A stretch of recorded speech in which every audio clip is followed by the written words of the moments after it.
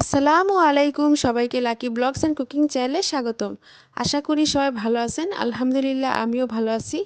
আরেকটি নতুন দিনের নতুন আরেকটি ভিডিও নিয়ে চলে এসেছি। তো আজকে আমি ডিম দিয়ে মুসুরির ডালের দুর্দান্ত একটি রেসিপি আপনাদের সাথে শেয়ার করব। তো এখানে আমি 4টি ডিম এবং আধা কাপ পরিমাণ মুসুরির ডাল নিয়েছি। ডালগুলো এখন ভালো করে পানি দিয়ে ধুয়ে নিব। তো পানি দিয়ে ধুয়ে ডাল রান্না করার জন্য আমি আবারও পানি দিয়েছি এবং কেটে রাখা পেঁয়াজ কুচি, রসুন কুচি ও কাঁচামরিচ দিয়ে দিলাম। এখন স্বাদ মতো লবণ, হলুদের গুঁড়া,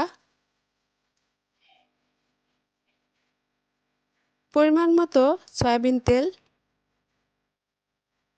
দিয়ে আমি চুলায় বসিয়ে দিব।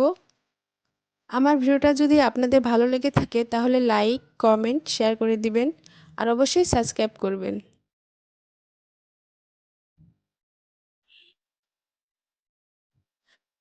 এখন ডিম ভাজার জন্য এখানে আমি 2টি ডিম পেঁয়াজ মরিচ এবং স্বাদ মতো লবণ দিয়ে ফেটে নিব।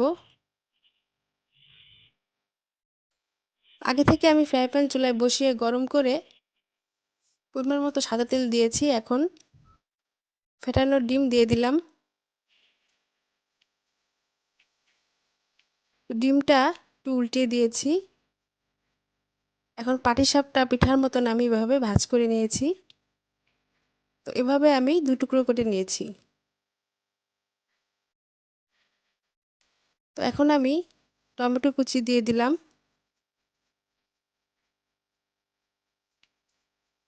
এবং ভেজে রাখা ডিমগুলো দিয়ে দিব এখন।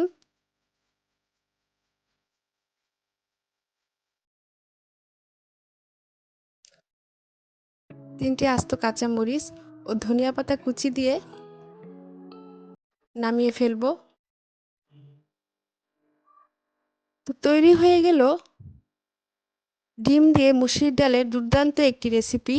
এই রেসিপি গরম ভাতের সাথে খেতে খুবই মজা, আর একবার খেলে বারবার খেতে ইচ্ছে করবে।